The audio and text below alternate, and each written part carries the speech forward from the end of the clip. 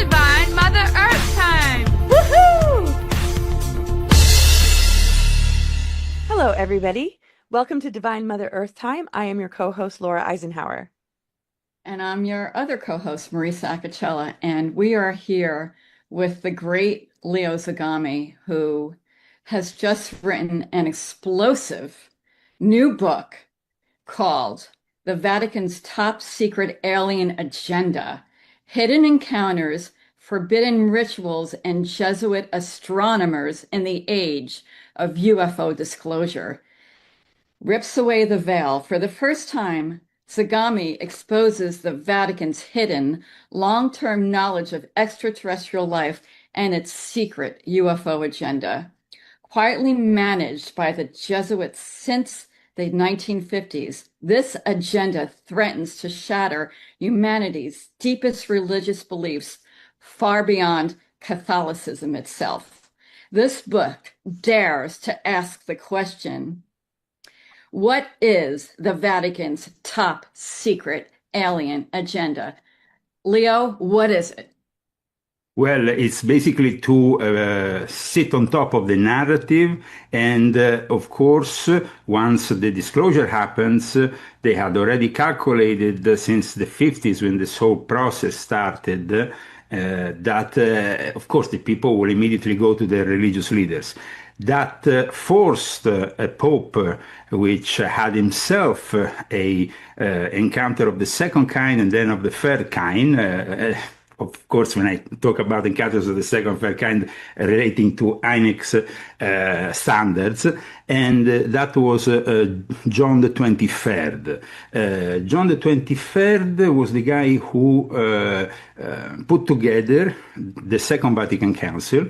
And then, right before it all was kicking off, he had an extraordinary direct encounter with an alien being in Castel Gandolfo.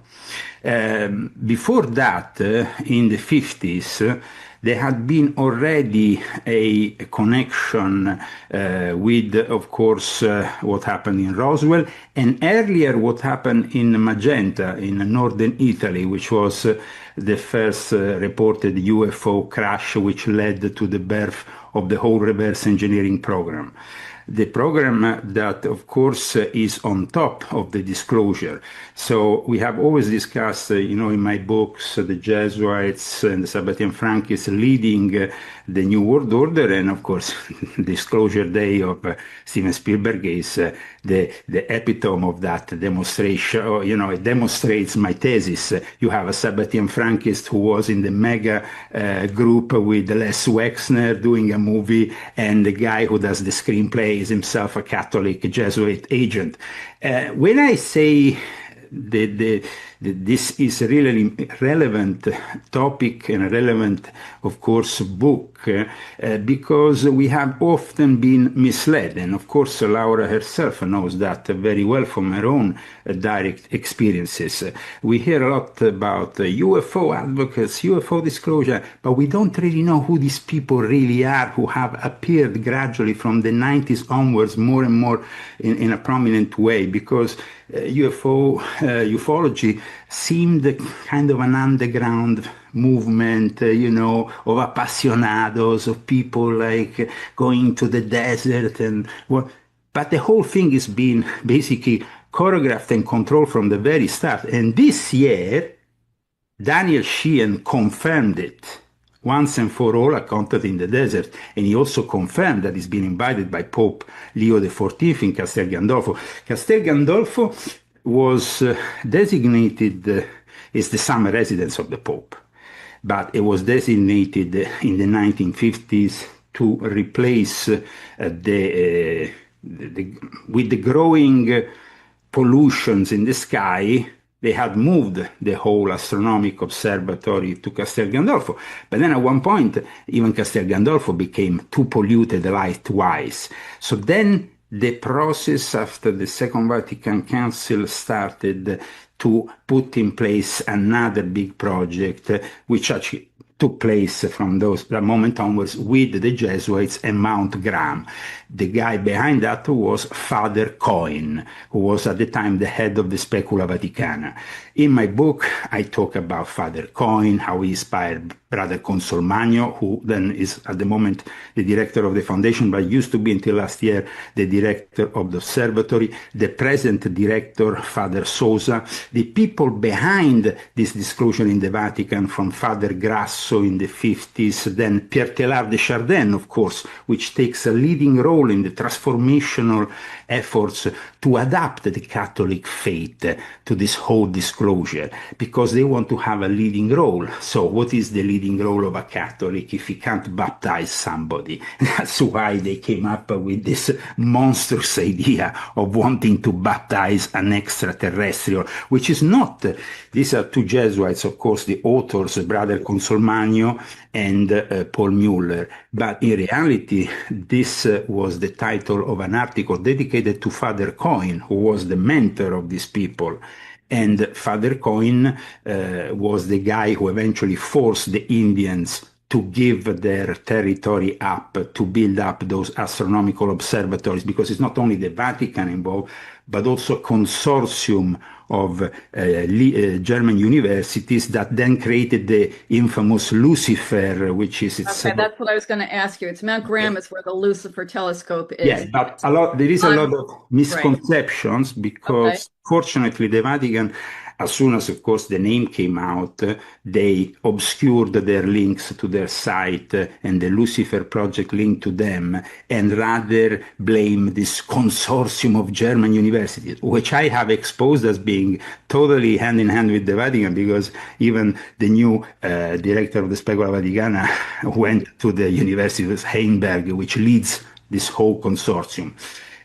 So aside from that, the position, the most important motivation for them was to transform, first of all, the theology. Once they were connected to this whole exopolitical game. And when this connection happened, now we know about, of course, we have the great granddaughter here of President Dwight Eisenhower involved with that famous various episodes, actually, 2 episodes, in one supposed to be when he was in Palm Springs, by the way, and the other one. I have a lot to say about that. Ironical.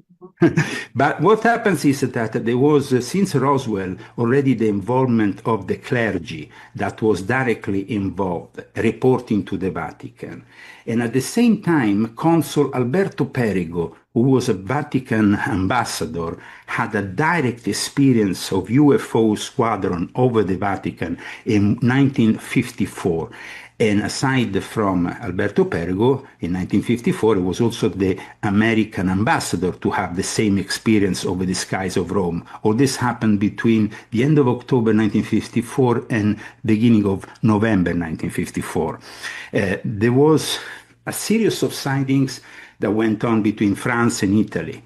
These sightings were really an anomaly. At one point, they stopped a soccer game in Florence because of these UFOs over Florence. I mean, that to stop a soccer game in Italy is probably unheard of. Unheard of. Yeah. So what happens here is that the Vatican constructed a way to unify all the religions in a way to prepare then the reception for this disclosure.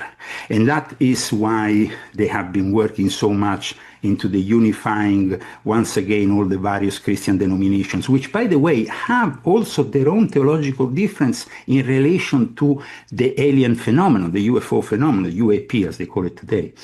Because, for example, we see it very clearly that the Orthodox have mainly a demonic view of every alien being.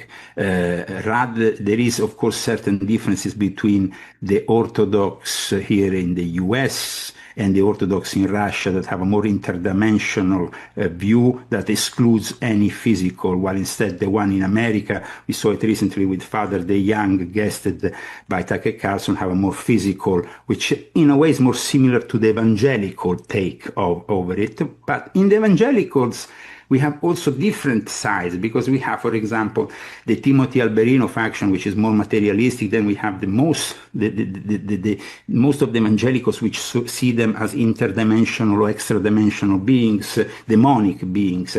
But the ones who instead embrace the alien, forged by this Second Vatican Council, directed by a guy who had a direct experience of the third kind, because it was John the 23rd, who, by the way, was also a Freemason and had his first experience of the second kind of contact within a lodge in Istanbul. What does that mean now? A close encounter of the second kind versus, can you just tell us what that is for people who don't know? Yes, it's very important to classify this kind of encounters. You have the encounter which is, of course, direct with the being or with an orb that might be some kind of sent by a mothership or something. But it has to be a close, direct encounter that is like, we had the movie Encounters of the Third Kind, which is the epitome of that. It demonstrates what that really is. The second kind is when you see a UFO, but you don't actually have contact with them. Okay. So, it is, of course, different kind of encounters that then characterize what can be an experience of contactism, or in some cases of abduction. Now, in regards to my book, I expose for the first time also the secret links of the remote viewing programs of Lieutenant Colonel Sabin with the Jesuits and the Vatican, that actually wanted to enroll Roberto Pinotti 10 years ago, who refused. These are direct testimony. I also have photos with the Colonel Salvin and Pinotti, the whole story behind it. I was actually the guy who earlier on introduced the Academy of the Illuminati to Roberto Pinotti, so I know that very well. Roberto Pinotti is a brother Mason. I've also been a Mason, so there is a very much a direct involvement of Freemasonry at the highest level. There was P2 worship of Master Licio Gelli involved with this. So we're talking about some people very high up in the Masonic world. That's why this book is different from other books, because other people don't give you this perspective. They don't have the inner work. They don't know about what happens in the Masonic lodges or the documentations within the Masonic lodges. When the testimony of Pope John the 23rd about his own encounter of the first encounter was in a lodge in what was deemed a Rosicrucian chapter, which is basically it can be part of the 18th degree of the workings of the 18th degree of the ancient and accepted Scottish Rite. Some say he was then inducted in a more secretive Rosicrucian group. The Rosicrucians have always had this link. Heinrich or Jacques Vallée also talked about the Rosicrucians, because the Rosicrucians have always had since ancient times this link. I was myself the director of the Aula, the head of the Fraternitas Rosicruciana Antigua of Arnold Crumheller in the British Isles, and I worked with the Società Rosicruciana in Anglia. So what happened was that in San Marino, where Laura went for a conference with Roberto Pinotti, a gentleman, a Freemason, a high-level Freemason, gave to a member of the P2 called Pierre Carpi these testimonies by John the 23rd. They were eventually then printed in a book by Pierre Carpi. Pierre Carpi was both a writer, a journalist, as well as a filmmaker. He made also some films. Particular film that I would recommend you can find online is the film on Count Cagliostro, who himself was very inspirational for his own ET contacts, because he founded a whole rite based on his alleged contact with Enoch and Elia. So there is, this is the background that I'm giving you regarding this whole thing. But it's very important to understand that this information was given to Pierre Carpi, who then, of course, published it. It was, of course, picked up rarely outside of France or Italy. And much of the information that I'm bringing in my book, it's not really known in the English-speaking world, mainly because a lot of these books have never been translated. For example, thanks to the Ufologic Italian Center, the Centro Ufologico Nazionale, the CUN, of Roberto Pinotti, I was given a lot of documentation.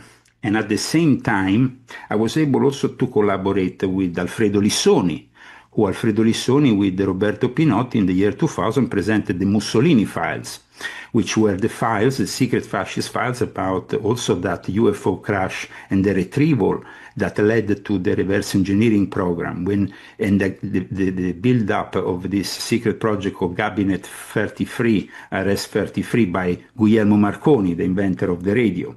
Eventually, he will have reverse engineered some of it and created the ray of death, which could have changed the outcome of the Second World War in favor of the Nazi fascists, but for that reason the Pope himself intervened. Pope Pius XII intervened and said to Marconi, who was, of course, a very good Catholic, he said, you shouldn't give this death ray to Mussolini in Italy, otherwise here we're going to end up on Nazis. And, the word, it would have changed. How does this death ray work? The death ray worked very simply. It could stop any engine of an airplane, of a train, of a tank in real time. Wow. Really? So that will basically would have changed completely the course of the war. Imagine what would have happened with the Americans arriving on the shores of Normandy and everything blocked. It would have been the end of their invasion. It would have been the end of the liberation of Europe. So Pius XII had direct information about this retrieval in 1933. Now, the interesting thing that I report in my book, apart from the forensic analyzed documents, because they have been forensically analyzed and confirmed to be genuine, they were initially given at the end of the 90s to various people in Italy, including Roberto Pinotti and Alfredo Lissoni, from a secret source. The secret source ended up being the grandson of Benito Mussolini, the son of Galeazzo Ciano, who, as you know, was shot because he betrayed Mussolini. So there is a very dramatic story there, no? At one point, he starts, various people, it was Alfredo Lissoni, Pinotti, and also a guy called Giorgio Bongiovanni, who claims to have a stigmata due to his vision of the Fatima, whatever. They receive these documents from the secret source. They start comparing them, and gradually the secret source send them also to some newspaper, just like hints. Then at one point, the grandson of Mussolini revealed himself to Pinotti, who wasn't allowed yet to say his name until he died. And then when he died, he revealed the name. And of course, this is very important information because it happened in Magenta. And there is a very interesting synchronicity regarding all this, which I have actually outlined, and Roberto finds himself fascinating. Magenta is also the surname of the guy who organized the first ufologics conference inside the Vatican at St. Anne's Gate in 2002.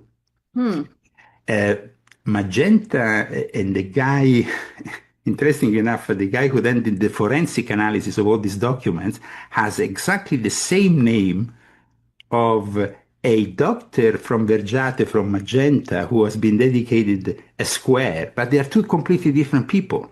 One is a forensic analyst and the other one was an ordinary doc. So there's a lot of then Magenta is a very specific place in Italy, which gave also birth to the name of a specific color, and there was a very brutal war there. So it was a little bit, there is some, when you go after this research, you find a lot of synchronicities. And then synchronicities goes back to, of course, the guy who invented the concept, which was Carl Gustav Jung. My father was himself involved with Mayer, who was the direct disciple of Carl Gustav Jung. My father worked with him in Switzerland for a couple of years. And Carl Gustav Jung at times is portrayed, because of his book that he made late in his life, as a skeptic.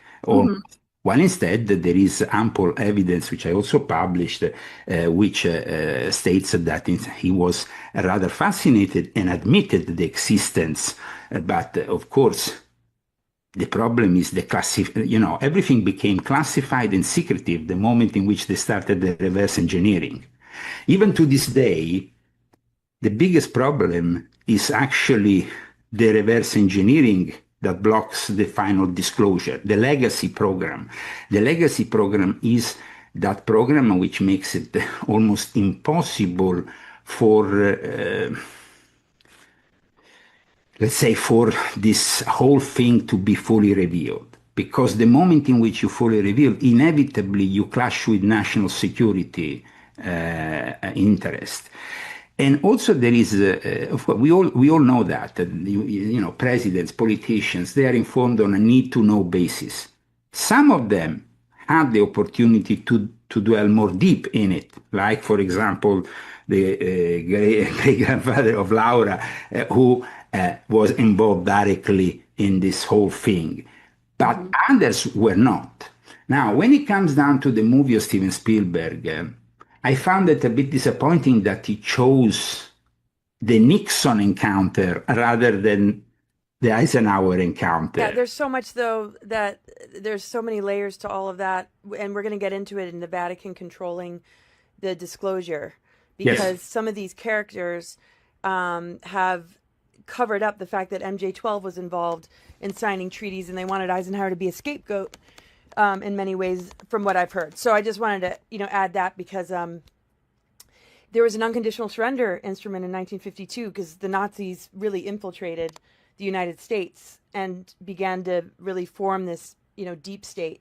Well, with Operation Paperclip, definitely. But the thing is that what happened is that all this reverse engineering passed from the Nazi fascists on to both the Americans and the Soviets when they liberated, of course, Europe.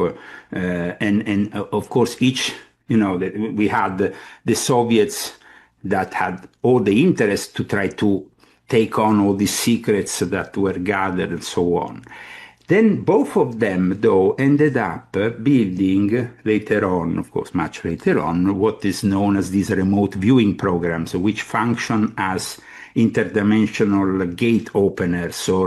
And when I'm saying interdimensional gate openers, I'm not excluding the extraterrestrial hypothesis, like, you know, Jacques Vallée seems to say that one excludes the other. In reality, they are both connected, because an advanced extraterrestrial race will have also interdimensional, you know, possibilities.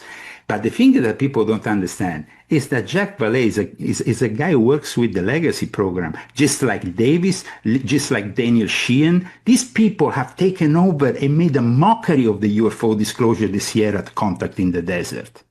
They made a mockery.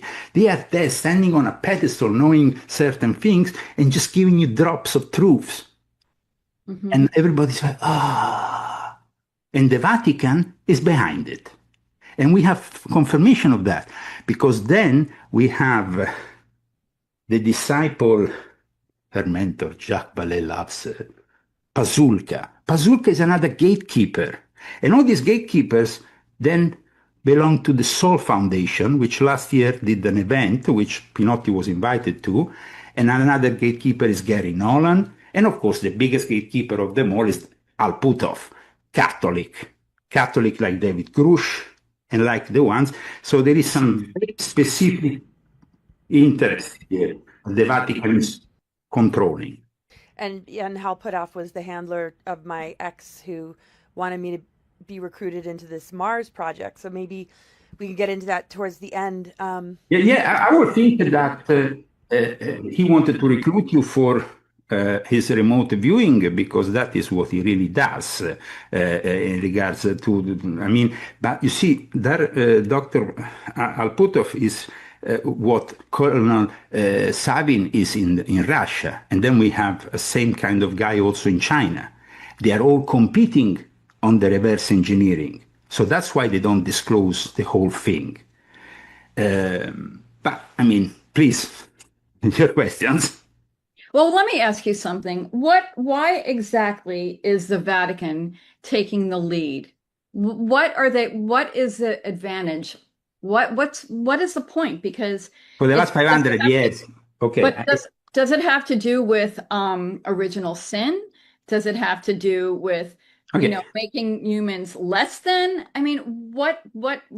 What is the Vatican? Explain to me the Vatican's involvement, because Sure. I don't understand. Okay. In the 50s, the Vatican was a precursor. Today we have the evangelics panicking. The aliens, the demon. The Vatican was very like this. As soon as they got knowledge of what happened in Magenta, then later on in Roswell, then they were directly involved with Eisenhower. There was a prominent archbishop present with Eisenhower at the meetings. So here we're talking about direct involvement. As soon as they saw this, they had to devise a way, and I lost myself earlier because I should have completed my sentence. Pierre Teilhard de Chardin, I don't know if you ever heard of him. Yes. Pierre Teilhard de Chardin, of course, very popular because he inspired even the movie The Exorcist, the protagonist, but he also inspired Arthur C. Clarke in the movie 2001 Space Odyssey. He's a code by wire, the inventor of the internet with his noosphere. Pierre Teilhard de Chardin, before dying, because of what was happening in the early 50s with all these UFOs going around, even over Washington, he had moved himself because of his controversial nature. He wasn't loved by the Second Vatican Council Church, by the more traditionalists. He wasn't loved, so he had to move here to the United States. He created a way in his theology. He said, okay, the universe, the Big Bang, is born out of the original sin. So the whole universe needs to be baptized. That is the solution for the Catholics. And that puts them on top of all the other religions. So basically, it's to baptize the entire universe to make... Okay, first of all, you have to understand that since the fathers of the church, since Origen, since the very early Christian thinkers, there's always been a discussion on the nature of the angels, on the nature of the demons. If the demons were fallen angels or they were actually the spirits of the Nephilim. Then in that case, you have the book of Jude citing the book of Enoch, which is not recognized. There is all these theological questions, but the Vatican and the Jesuits, remember, are the scientists and the astronomers who first went also to China and brought to China the knowledge of astronomy. They are the ones who created this whole thing because they want to control. First of all, in the last 500 years since the Reformation, with the Counter-Reformation, they infiltrated every single angle of Protestantism to bring them back to the church, and they managed in the end. They established their own international spying service. One of the most evolved intelligence centers also is controlled by the Jesuits.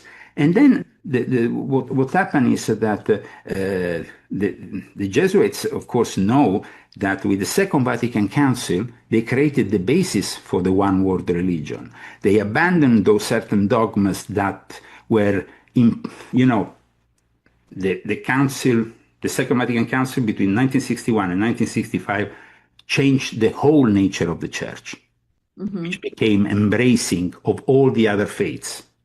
Nowadays, so that was a very big move, and it happened in connection with this experience by the Pope himself, John the 23rd.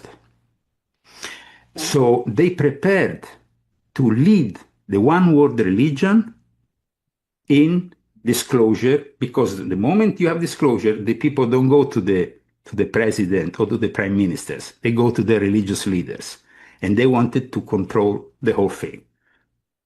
And that's why, for example, Daniel Sheehan is the lawyer of Stephen Greer, is the lawyer of Luis Elizondo, is the guy who controls part of this. But who is this guy, and why does he have so much power? Daniel Sheehan was a novitiate in the Jesuits, who then for many years worked at the headquarters of the Jesuits in the United States. He's the legal representative for a time after being a former novitiate, and then created also a specific institute with the Jesuit and worked with the Jesuits in controlling the whole ufology and disclosure narrative. Here's the thing. Have you ever heard of Daniel Sheehan? I have heard it. I have, but I just want to know. You know what? You should just go on Contact in the Desert YouTube channel and see the speech publicly available of Daniel Sheehan, and he is giving it away this year. Just like Jacques Vallée gave it away this year, because Jacques Vallée this year admitted that they have aliens inside laboratories so they can create the language, but that is something that the remote viewers, in fact, people like Hal Puthoff and the others, that's why Dr. Davis, who works with Hal Puthoff, was there at Contact in the Desert this year. They were all control gatekeepers. The gatekeepers are all controlled by the Vatican. Stephen Greer was guested on St. Peter's Square in Balducci's apartment. You're kidding. I never trusted that guy ever. What can you tell us about the Ninth Circle, though, and that aspect of the Ninth Circle? I have no information about that.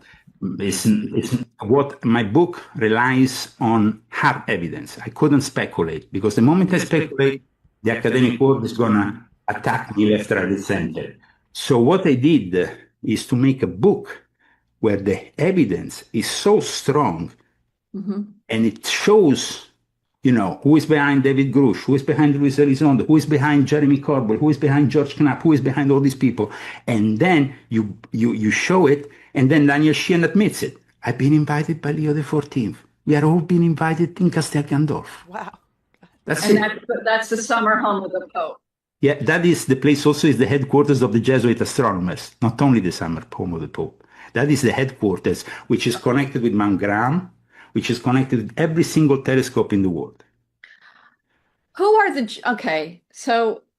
the thing is, okay, who are the Jesuits, and what are they trying to keep from us? What are they not disclosing? What do they have to gain? All of them. What's the real agenda?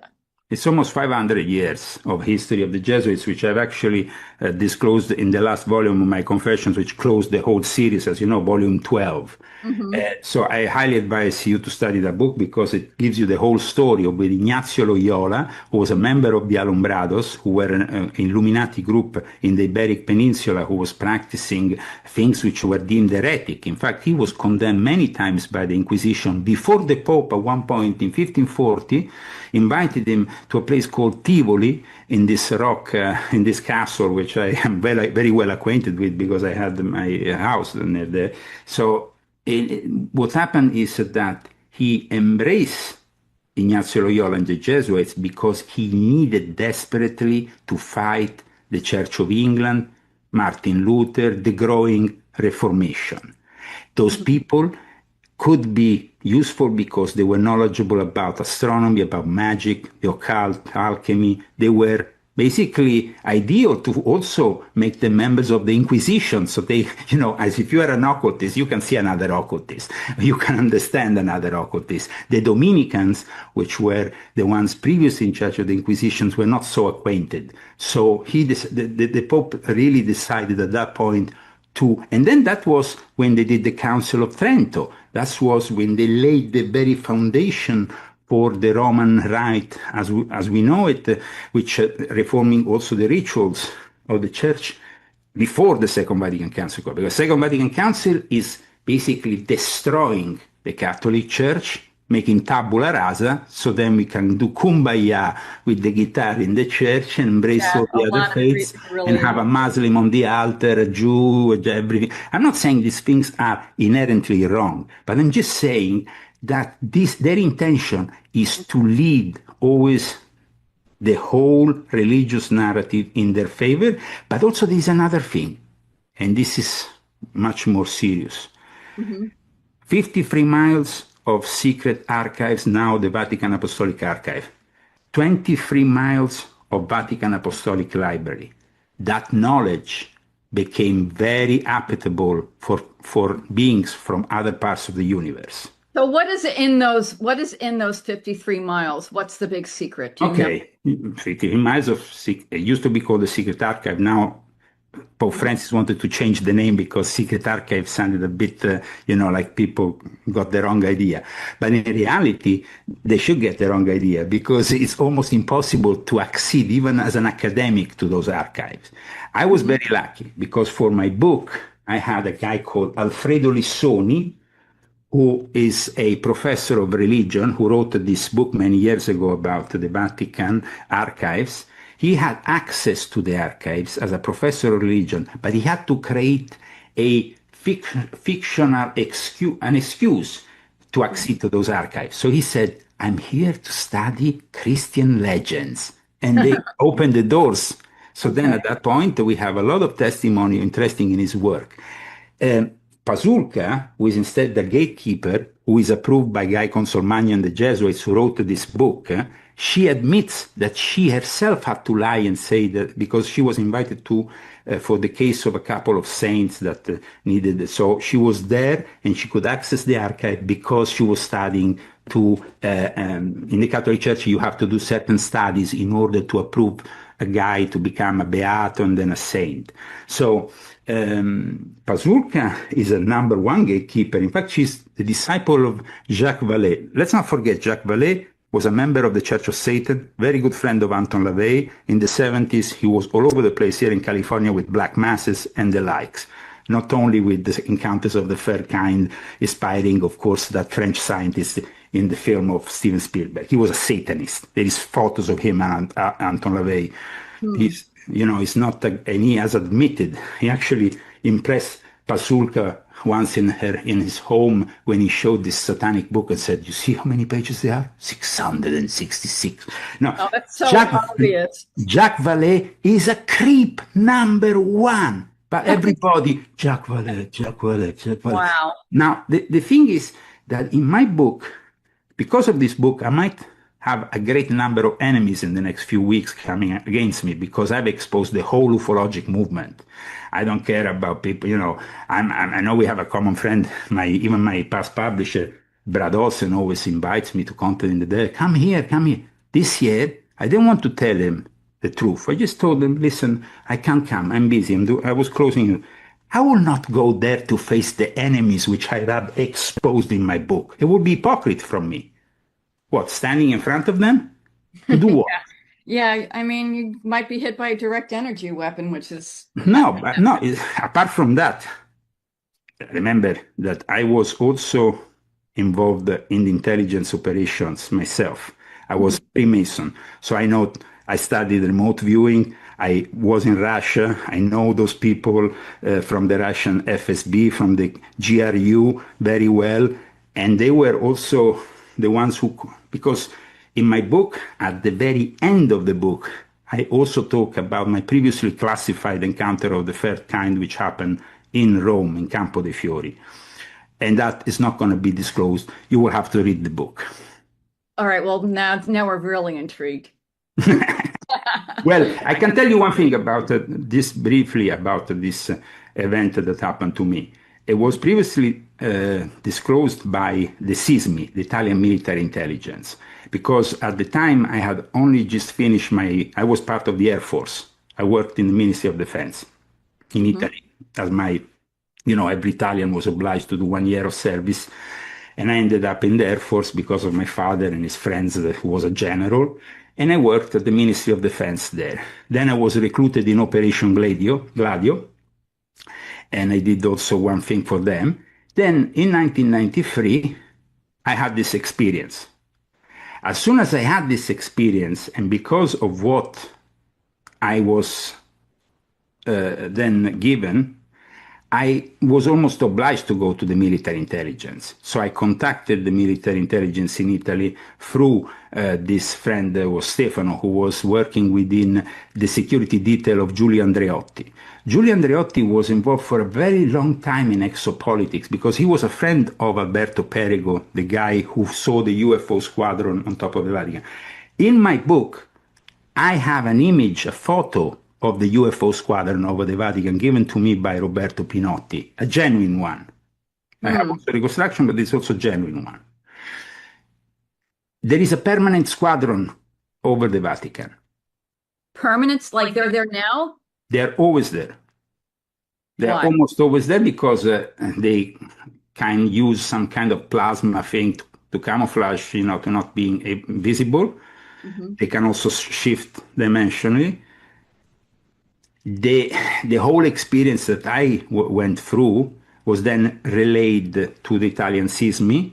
The Italian SISMI was the only one to have the access to the documents which I gave to them, until I also later on in 2002 gave part, not the entire documentation, but part of it.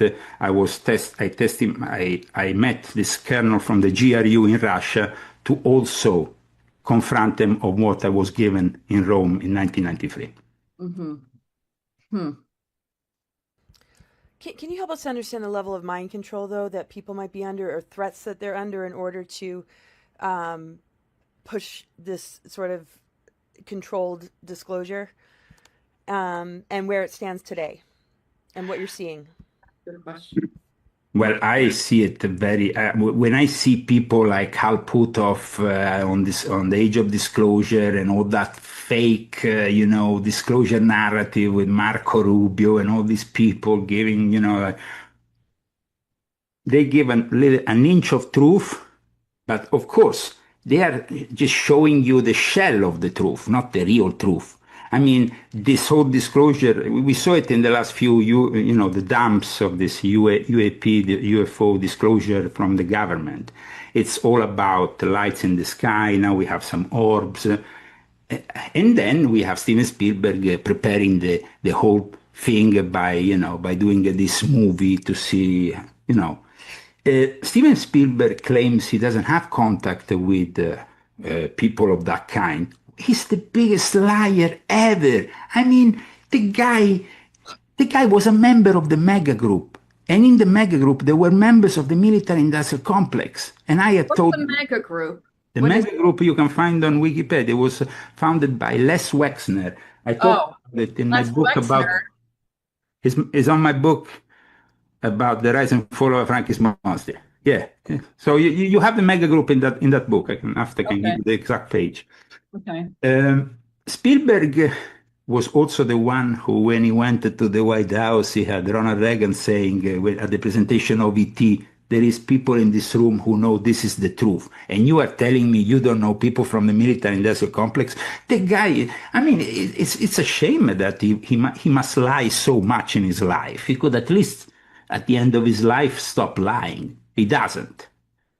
So that's it. I mean, I don't want to give away the movie for the people who, of course, want to go and see it.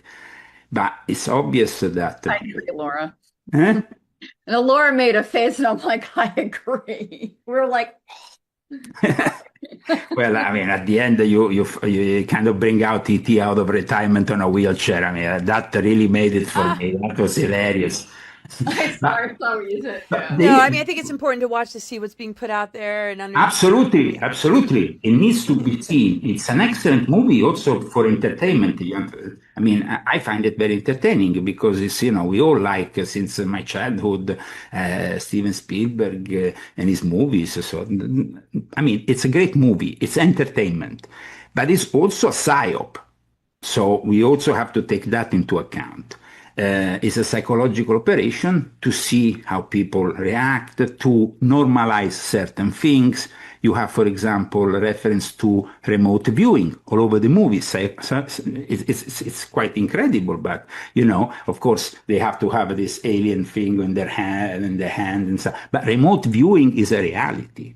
Mm-hmm. Remote viewing is the reality that brought us, and in my book I explain, the reverse engineering from the Stargate project that used to be the remote viewing to the Stargate project of today, which is the data centers.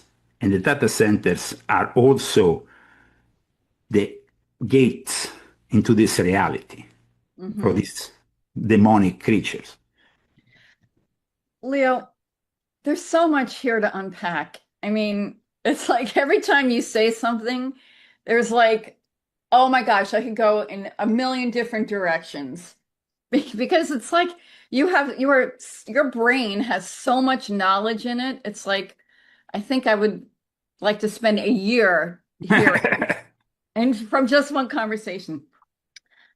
One thing that I really just want to know about, though, is where does Jesus fit in all this? Because it seems like, when Spielberg says you're going to be questioning your belief system. I mean, I forget what the exact quote is, but you know what I'm talking about. Yes, absolutely. Christians. I mean, That's basically saying you're going to be questioning Christ. I mean, come on. If you question your belief system for a Spielberg movie, then your faith must be very weak from the start. I mean, True, but he's also to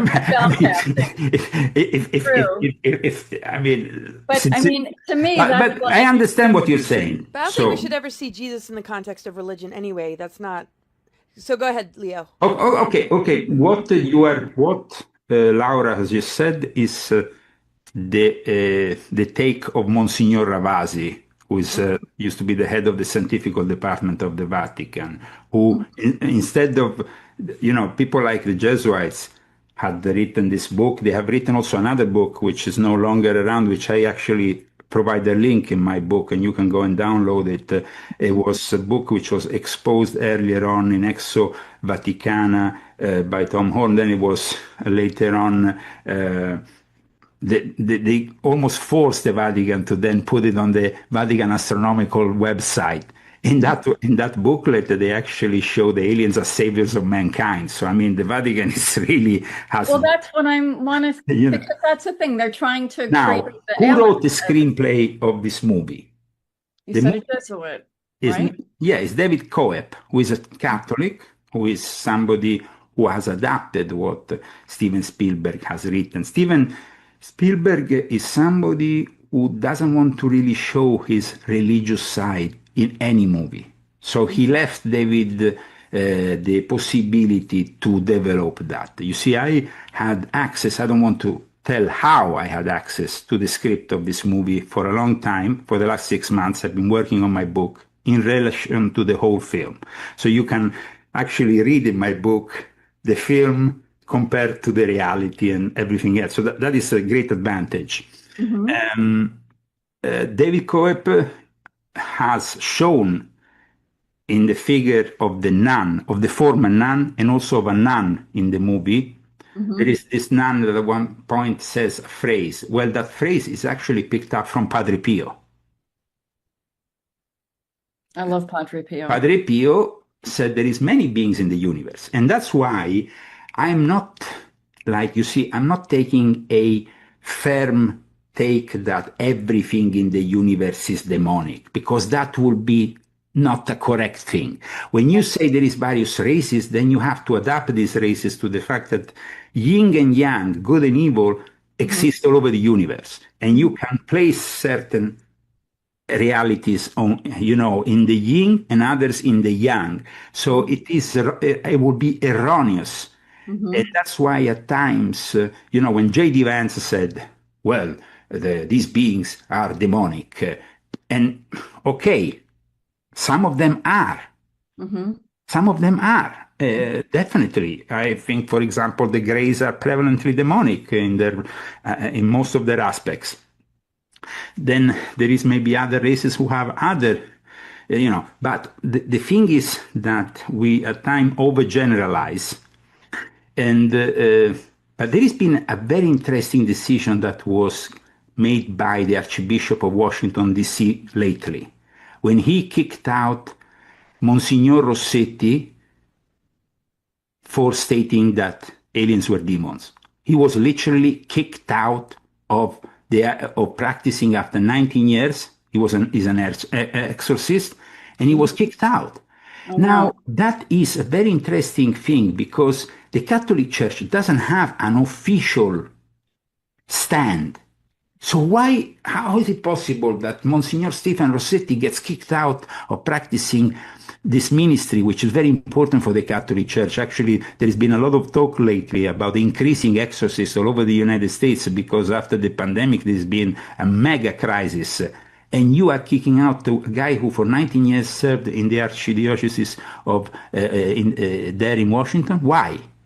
Also, he was in the NSA, so he may know what he's talking about. And the Pope did say every single parish should have an exorcist in it. So why kick him out? That is because Cardinal McElroy works for Leo XIV, and Leo XIV has a very particular position at the moment towards the alien phenomenon. You see, while Pope Francis opened up to what Kai Consolmagno said and actually teased about baptizing the extraterrestrial himself and all that after Guy Consolmagno inaugurated this whole baptized the extraterrestrials in 2010, which, by the way, he picked up from earlier statements made by Father Coyne. Something happened with Pope Leo XIV.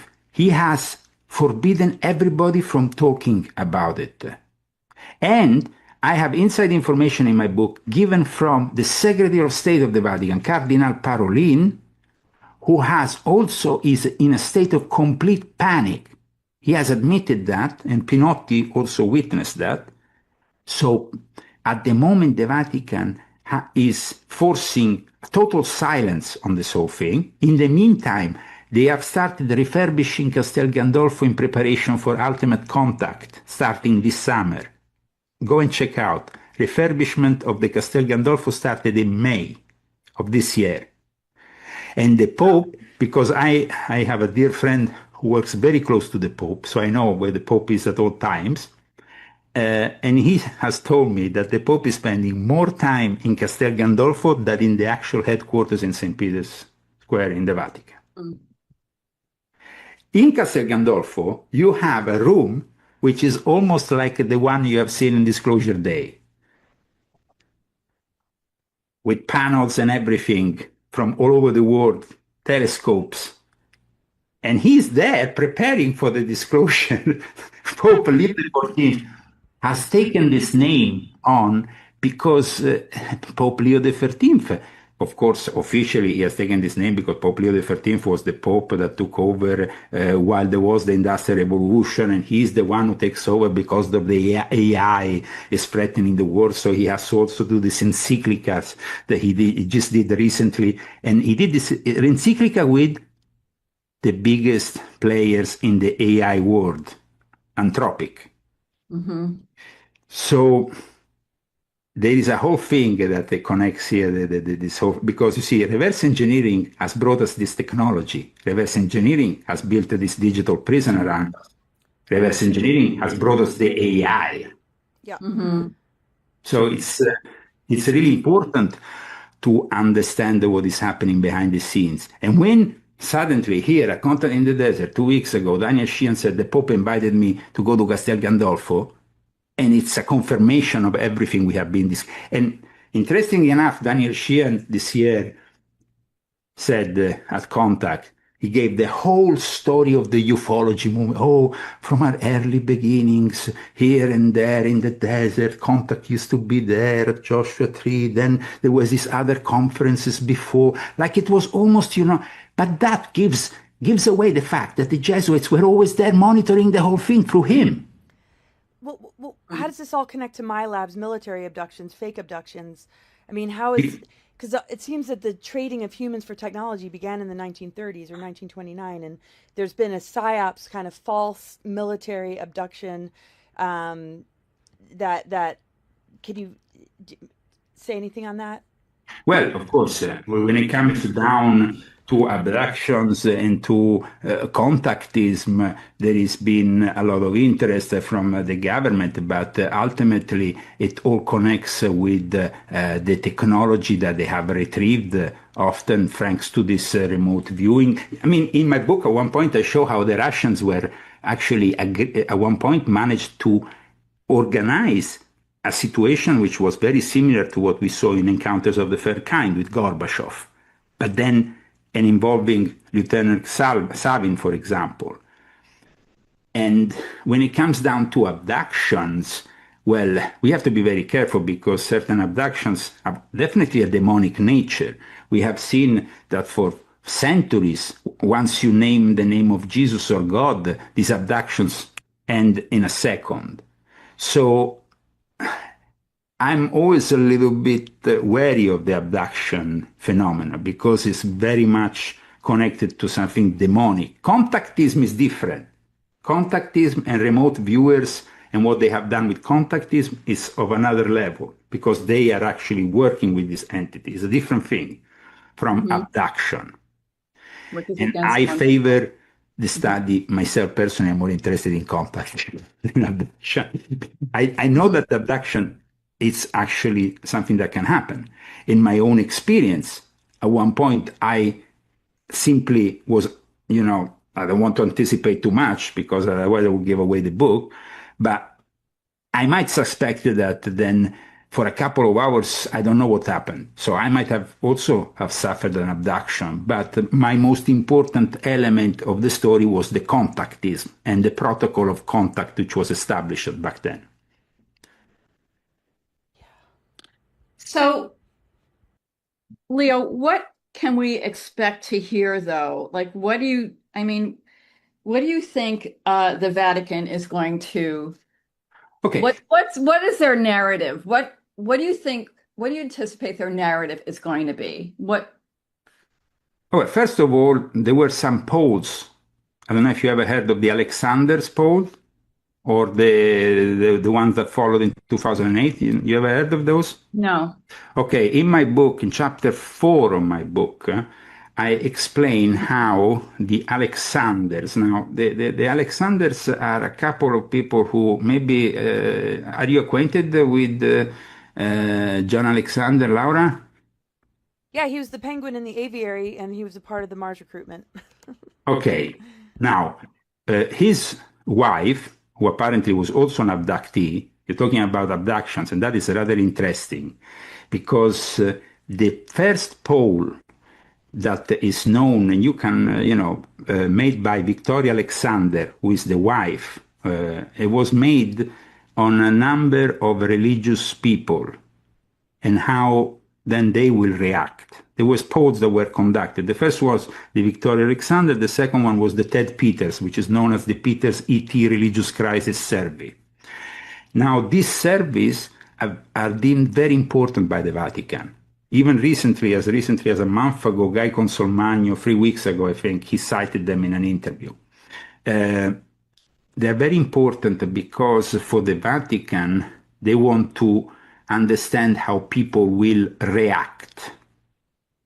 And so the reaction and how they will react in specific religious denominations. So the difference between, for example, an evangelical reacting, a Catholic reacting, an Orthodox reacting, is something that has been studied since the 90s, and since they made this. So in 1994, Victoria Alexander with John B. Alexander, who, by the way, as you know, they're also connected to Robert Bigelow, with the financing of Robert Bigelow, they put together this Alexander UFO Religious Crisis Survey, which is known as the AUFORCS. I will strongly advise you to go and check it out. And then you had the other survey which I mentioned. But the interesting thing is that Victoria Alexander and her husband are both linked to Edward Teller. Do you know who Edward Teller is?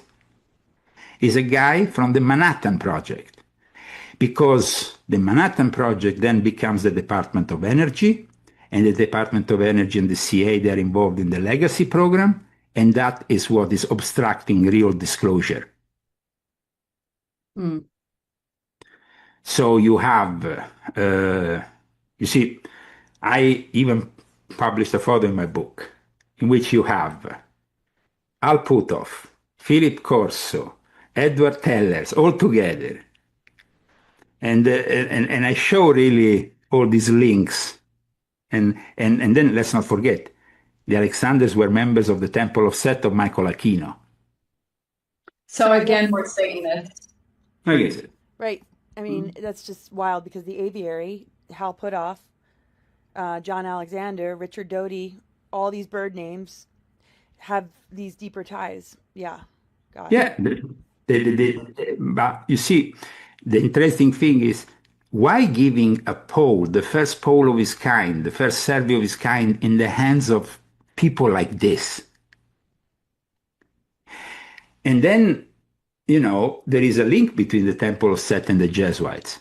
Some of the first members of the Temple of Set Council were actually former Jesuits. So basically, like you say, we talked about this in our last conversation, fake Catholics, fake. Right? It's just you see, for example, just think for a moment how Catholics reacted to this alien phenomenon. You have the post-conciliary Catholics, the ones that followed the Church of Pope Leo, Pope Francis, from, let's say, everything that from 1966 onwards, because that's the year zero of the Second Vatican Council, after it ended in December 1965. And it's, by the way, the year zero also of Satanism, because it's the year the Church of Satan was founded. But Wow. in any case, there is a post-conciliar vision, which embraces the aliens as our brothers. And then you have the traditional Catholics that are more like J.D. Vance, or more on the traditional, you know, the ones that follow the Latin Mass that is being fought by the Vatican in recent years and all that, who instead think of them as demons. Now, we have to be definitely asserting that the truth lies always in the middle. You know, because you can't, it lies in a gray area. Actually, you have the gray area. That's funny that they're gray. Yeah. But the interesting thing about all this is that the latest survey was created by Reverend Dr. Peters, who is an ordained pastor of the Evangelical Lutheran Church in America, which recently has been hand in hand with the Vatican. And this survey was, like I said, was conducted, and let's not forget that Peters is also a member of MUFON. I mean, MUFON is also involved in all this. The Jesuits also control MUFON. So they control the whole show. Yeah. What if, oh, well, I won't ask, but go No, ahead. but Laura, I would like to, you know, have your first impressions of all this. I hope that you will read the book, because I'm sure you will benefit from it. But what is your take at the moment on what I said? Oh, it all lines up. It absolutely resonates. And I'm going to read the book. I would love to talk to you, you know, afterwards. And I'm just so grateful for all that you put out there. And lots of dots are connecting, lots of, yeah. I definitely have a lot of thoughts and questions. I might just write you as this process unfolds and I read your book. Thank you, Laura. Thank you very much for what you said. Now, when it comes to the service that were done, you had, you know, the Roman Catholic has one vision, the Protestants mainline have another vision, the Protestants evangelical have another vision, the Orthodox have the Mormons, the Jews, the Buddhists, the Hindus. Now, the fact that religion is involved in all this, you said earlier that you thought we should separate the two things. Right? Yes. What is your take in that sense? Oh, when we were talking about Jesus? Yes. Right. Well, I feel religion has just taken over teachings that I don't feel are fully from the taken over the scientific aspects of it. The scientific aspects of it? No, I mean, the scientific is almost like you're saying that, yes, they are taking over what should be in reality discussed only maybe in the frame of science. Well, I feel, you know, we have a divine blueprint that's been tampered with, and this junk DNA is not really junk DNA. And I feel the Christ Sophia, the Magdalene energy, the balance of the masculine and feminine. When you see, you know, church and patriarchy and controlling disclosure and some of the altered texts that have been handed to people and the dogmas that people attach themselves to, and the whole infrastructure and how it relates to the mothers of dark, you know, just the underbelly, which you know so well about, that you expose, that people don't have to get lost in understanding the larger picture when it comes to extraterrestrials, that really, you know, source emanation, Christ Sophia and all the different star systems. And because I noticed some are fallen and some aren't. Like you said, there's positive and negative, but it doesn't take away, you know, who the Christ energy is at all. It just opens up a larger landscape that can't be limited to. Anyway. Yeah, well, I understand. You think that certain theological, and in fact, what I'm sharing in my book is the different theological prospects, trying to be very, I mean, I actually not judging.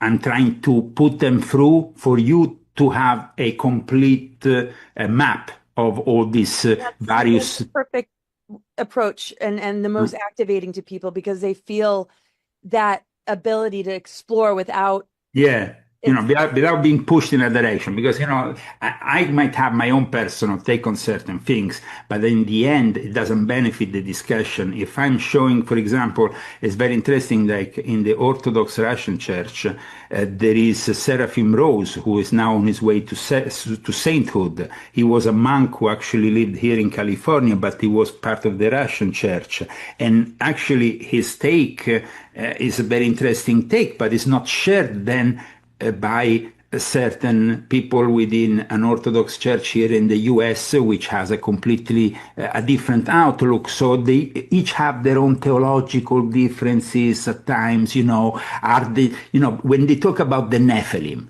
and then when they talk about the Book of Enoch. And then, of course, there is certain factions who say, well, the Book of Enoch is irrelevant because it's never been accepted within the canonical, only by certain churches within very limited, in Africa, in Eritrea, in Ethiopia, whatever. And so it makes the whole thing, like you said, very much in the hands of people who claim they hold the ultimate truth, when the ultimate truth is very difficult to obtain if you don't have a direct experience or a direct knowledge of it all.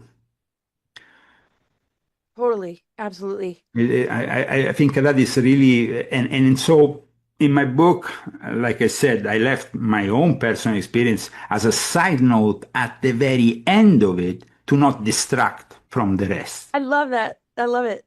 And that's kind of how I felt when I was writing my book. It's like, I might have my way of seeing things and experiencing things, but it's really about us all being able to experience it in our own way, in a sovereign way, and not have those differences divide us. So yeah. Yes, because then it becomes like no, I see that for me, the Nephilim, the fallen angels are physical, for you are interdimensional, for them, the giants were physical, then they were the spirits of the Nephilim, or they were, it becomes like all these nuances, like when it comes also to the sex of the angels, it goes back to a discussion that the church has had for hundreds of years, and brings me back to my childhood when I used to watch this Italian comedy film called Brancaleone Valle Crociate by a brilliant director called Monicelli, who used to have this take at one point, because it was based in the medieval times.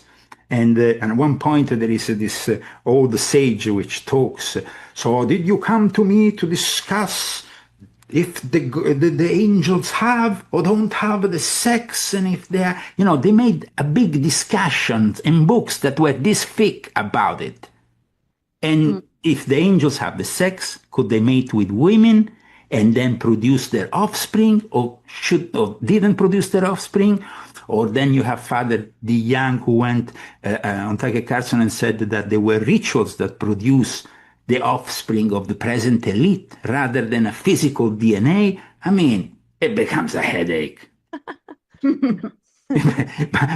but all these various takes need to be relayed in a book. So then we can make, like you said, our own mind up on the final outcome that we want for our own sovereign life, Oh, totally. And that's what's so beautiful about what you do, because there's not an agenda. It's there to help people experience something and see how it lands without the pushiness, because people that push narratives tend to delete and block people who don't agree, and it just ends up being this information war, and it doesn't have to be like that. So that's so beautiful that. No, but also, at the end of the day, the Catholic clergy is also the one that was involved with the occult for centuries. They actually operated with forbidden grimoires for the evocation of certain entities. So there is also a dark side that, of course, the Catholic Church might have in this whole thing. But it's also, when they created the Inquisition to practice those who were basically competing with them. They were not just condemning, they were not just going to somebody, oh, you evoked the devil, you shouldn't do that, bad boy, I'm going to put you on the stake, or you are a witch. They did it because they were themselves doing those things, and they wanted to have exclusivity over those matters, over the control of certain grimoires, of certain hidden practices. So that is also a very interesting thing. Think that the last victim of the Inquisition was actually Cagliostro, who himself had this inspiration from an extra terrestrial or interdimensional force that inspired his own Egyptian rite. He taught also this method of rejuvenation through 40 days of a specific ritual, because then it seems that alongside with all these contacts in the old day, in the past centuries, there was also this fascination with immortality, which has never died in the elite. The elite still to this day, including Vladimir Putin, spends billions to stay young, or to run and to accede to the elixir of life, because they claim that they might obtain this elixir of life. Anyway, the whole thing about the Jesuits is that they have always had control over the narrative. If you think that they were involved in condemning Giordano Bruno. Giordano Bruno, who statue is in Campo dei Fiori, was that thinker who hypothesized that there would be life on other planets. And Giordano Bruno was actually sent on the stake with his mouth closed down so he couldn't utter a word, and he was banned on the stake for those things that he said. Which is, and now they want to embrace the extraterrestrial. So they made a complete change. They go from condemning, it's like when they condemn Galileo Galileo. The church has always then changed for convenience. That's the problem here. So now they want to promote the aliens as saviors of mankind, but that is because they have a hidden agenda and a convenience to do so. And okay, but what is their hidden agenda to promote the aliens as the saviors of mankind? Well, first of all, they are behind the reverse engineering and the military-industrial complex. So their interest is, at that point, very tangible interest. Right.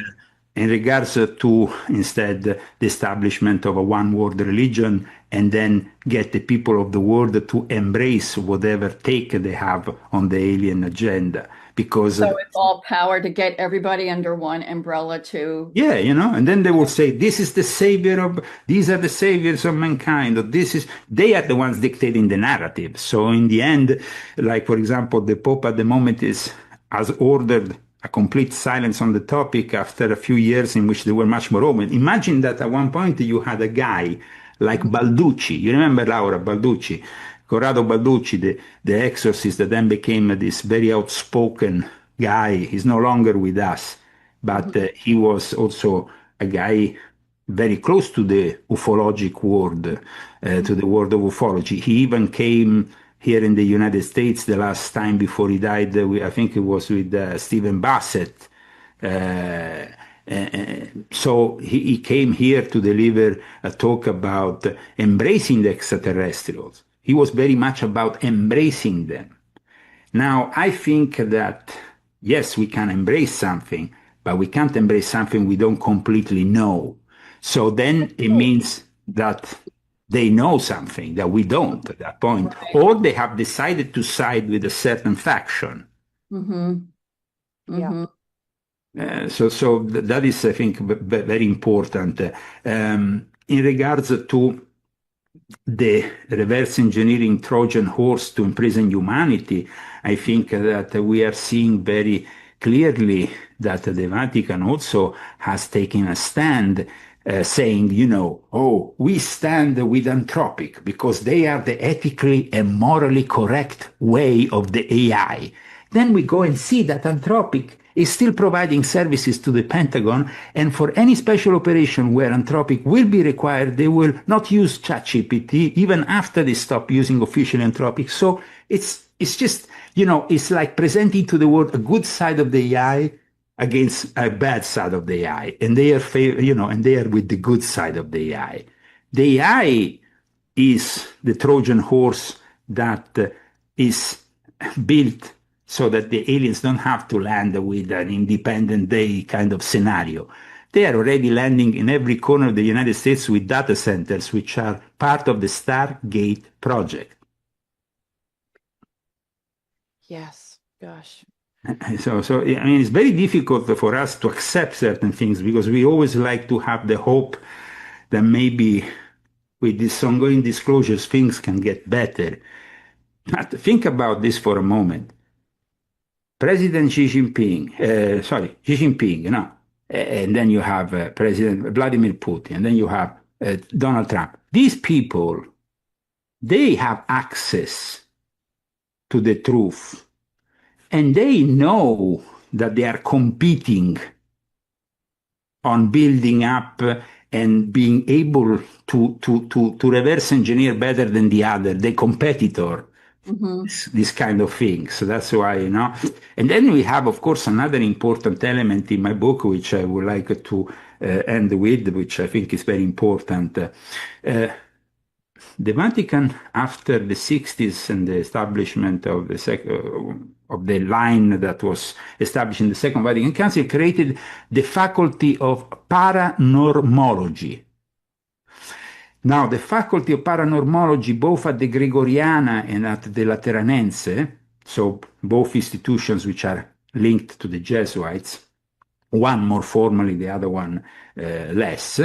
Father Resch died a few months ago, in February of this year.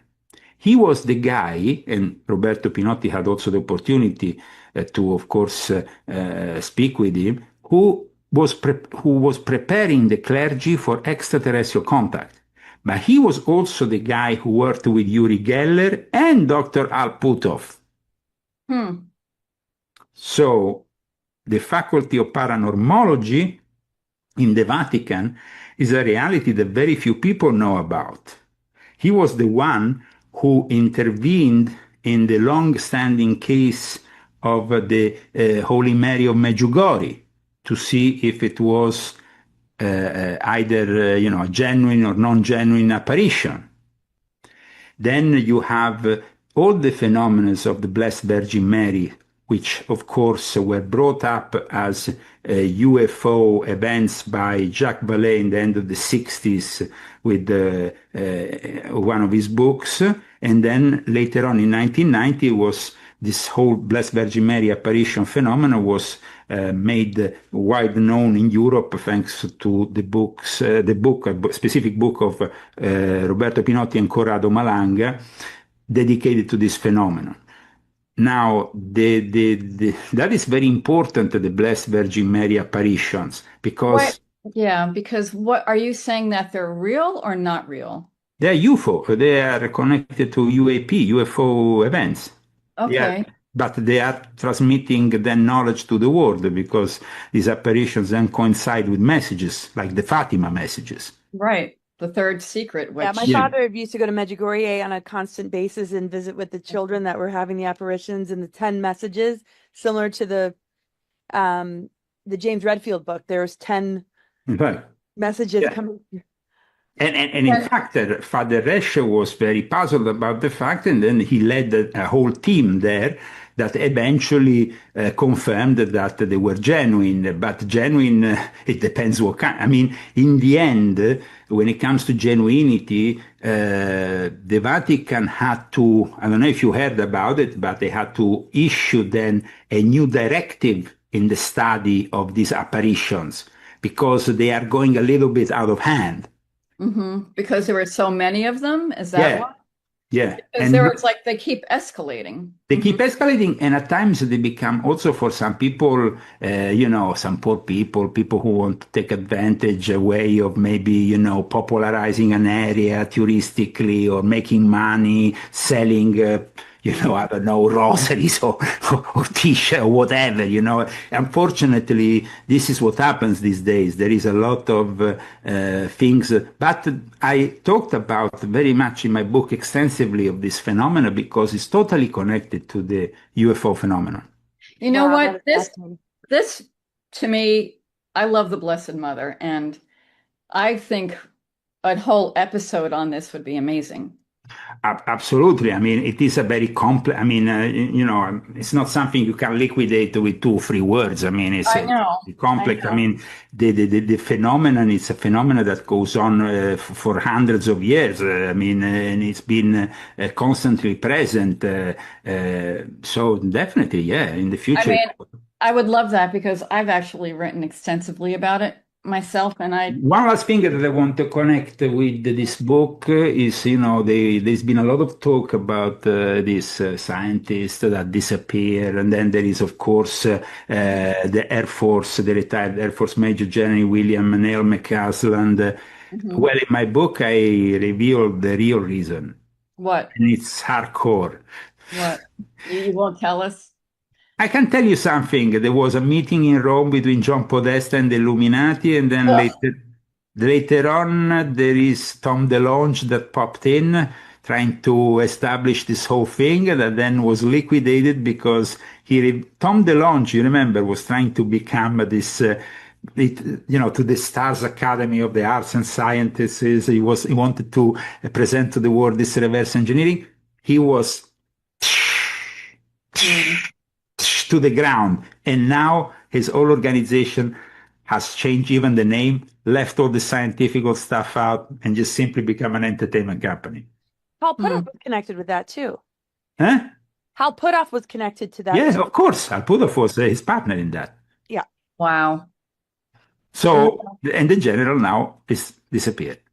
He's But I mean, would you say, even though Hal's a gatekeeper, that there's positive things that he? Okay, let's say this: that not all gatekeepers are necessarily evil people. I said that even I mean, definitely we cannot judge everybody, but the problem is that unfortunately people like Al Puthoff definitely have that kind of tendency, because when you tend to cover up so many secrets and have that kind of level of security clearance, which is above the President of the United States. Al Puthoff knows more than the President of the United States. He has an above security. Yeah, and I experienced him firsthand, so I know the dark side of him. But wow, he has more secure. Yeah, wow. Yeah, he has, and in fact, he got in an argument with Dr. Weinstein about it, because Dr. Weinstein at one point said to him, "You can't classify reality. You can't block for us a whole reality, because what are you doing?" So. People now are saying, the 4 races. Al Puthoff has mentioned the 4 races. In reality, Al Puthoff was just mentioning what his pal, Dr. Davis, said to the Congress. And Dr. Davis, in fact, this year was next to Jacques Vallée accounted in the desert, and they were being gatekeepers together. Gatekeepers extraordinaire. I mean, once you have the whole picture of this gatekeeping world, of course, it's prevailing the fact that, yes, you can justify them because they are operating for national security interest, but it doesn't really. But you can't side with them because no, that's not what I was saying. But just how it appears to certain people, so many feel that they don't see these deeper layers, and I've been exposing him since 2010. Just what I, experience with him. But it's funny because you and I don't go to contact in the desert anymore, isn't it? Yeah, no, it's true. And the last time we actually met, I contact in the desert. So it is very interesting, this take. Now, one thing that I can say is that, you see, they tend to merge the genuine people who are enthusiasts, who have direct experiences, who are very genuine about their approach, people like you, with these very calculated people who go there to print, to manipulate the narrative. And I think that contact in the last few years has been escalating towards this point, and this year it was like a complete takeover. It was almost like They could have invited the Father Sosa from the Astronomical Center in the Vatican to direct the whole show because it was perfectly orchestrated. You had every single gatekeeper in the book this year encountered in the desert. Wow. Luis Elizondo, you had Jeremy you had Jeremy Corbell, sorry, with Jeremy Corbell, who did this last film portrayed as a martyr of ufology. Where was Jeremy Corbell 10 years ago? He was nowhere to be seen. But these people pop up out of nowhere and they are artificially constructed as the saviors of humanity. And he's afraid that he's like in danger right now. I feel so sorry for him. I mean, he was just on Finnerty complaining that he's so afraid right now. Yeah, he's scared, because they have to. God. Oh, wow. No, definitely. When instead the guy is simply playing martyr to the cause and he has a role to play and it's all calculated.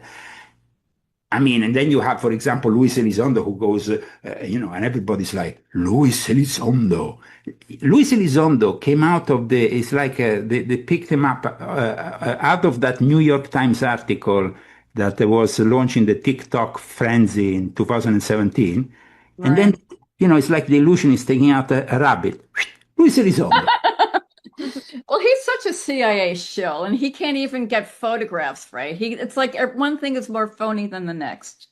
But I will always say that the most dangerous one of them all is the one who controls the gatekeepers, which is a gatekeeper controller, Daniel Sheehan, because he's a gatekeeper controller.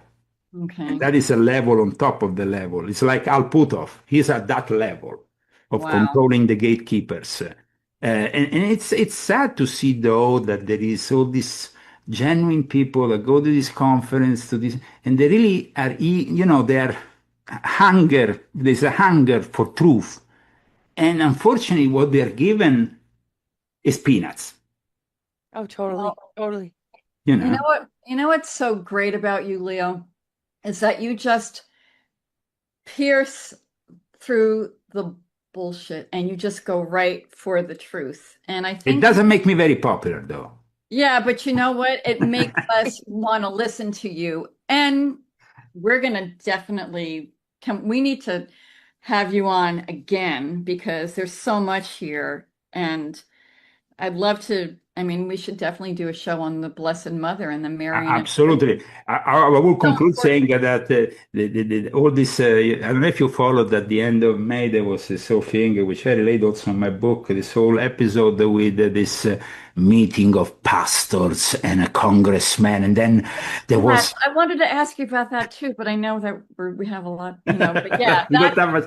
But it was hilarious how it ended up with this evangelical pastor Hagland doing a disclaimer. I didn't mean to say that.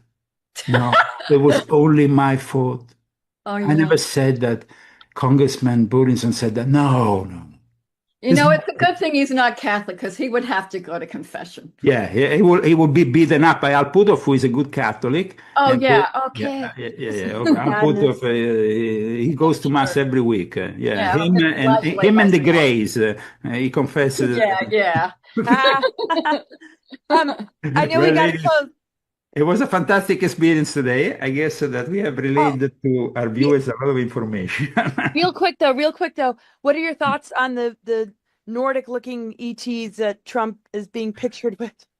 I think that Trump is doing a great job at trolling people with this whole UFO agenda. And I mean, it's not very respectful to people who want to do a serious disclosure when you are equiparating on your official website the aliens to the illegal aliens. It's something that then he did that picture with the gray alien in chains, distasteful, and then this other thing with the Nordics. Now, regardless of his AI generated or not, it seems like he's always in search of attention. It's always like the strategy of attention, works for Trump. Good or bad, they always want people to talk about him. And suddenly, yesterday, instead of a UFO landing in front of the White House, we had the UFC landing in front of the White House with that big monstrosity, which looked like some tacky thing from Las Vegas. No, it's. I don't know about those Nordics. They should have been taller, though, Laura. Oh, I really like their hair, though. I was like, man, I want It's that. okay. Then, I saw comments like people, this was an official delegation from Norway. I know. I I lived in thought the whole thing Norway. was funny. I'm sorry, I did. Yeah, no, And you know what? it's And I really. think that humor is always a good thing to have. And now there was somebody who told me that you, Laura, believed there wasn't AI generated. no, I didn't say that. Somebody Mm. put it in Mm. some sort of test to see if it was AI generated. Mm. I haven't really posted about it. But yeah, I might have said that to somebody that, oh, somebody said it wasn't AI generated. And then I was thinking, well, they could come up with a fake thing that says it wasn't AI generated. I asked Or they Grok. could be actors that put a bunch of powder on their face. I mean, Yeah, like, yeah. I mean, and go in from, yeah, why not? I mean, it's not like you can't find people that toil and dye their hair. I mean, it wasn't like, yeah, oh, I know. definitely. And where's the ship? And like, what? It's just, it's just, I can't. It those shows that there is a lot of interest, especially when you had so many clicks on the official government disclosure website. It shows that people are really interested and eager to know something more. Now, I think that they will not get that from the official government disclosure ever. It will always be compromised by their own interest. Totally. And that's really the shame because people really want the truth and they have this need to know. And again, we're being lied to on a consistent basis.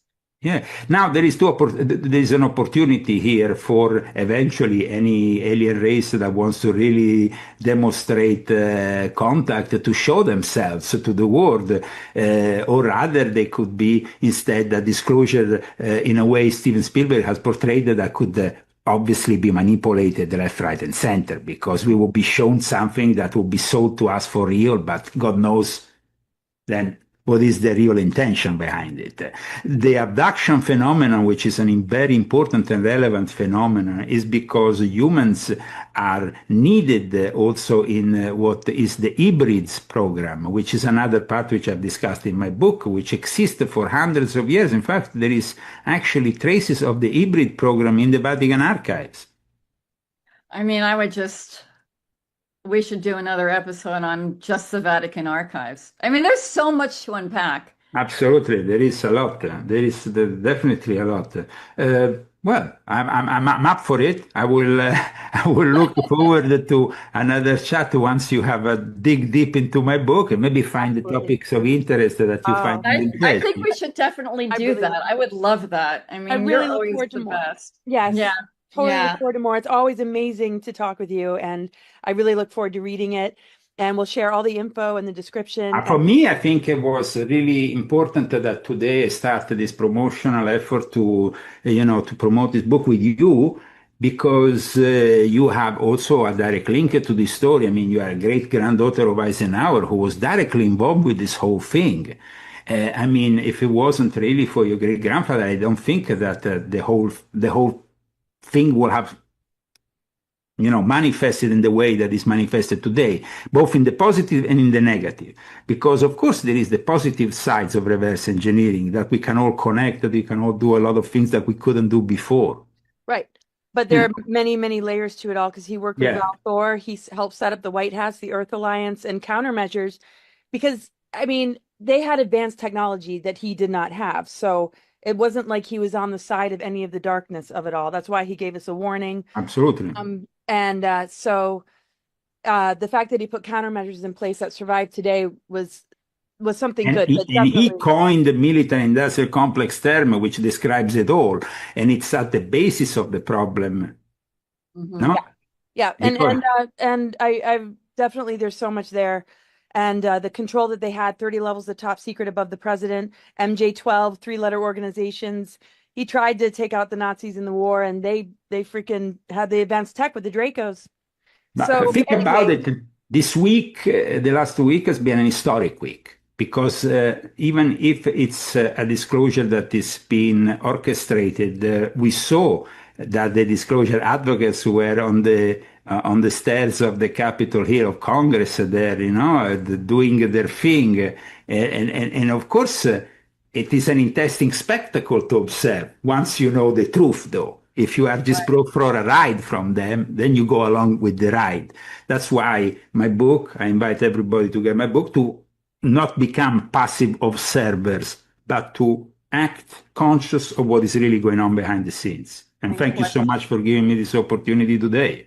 Oh, thank you so much. This was really amazing, and we look forward to more. Thank you. Okay, I'm looking forward to after you read the book, because I want. Totally. I'm all over it. Okay, take care, Leo. Thank you so much. Take care, ladies. All the best. God bless you. God bless.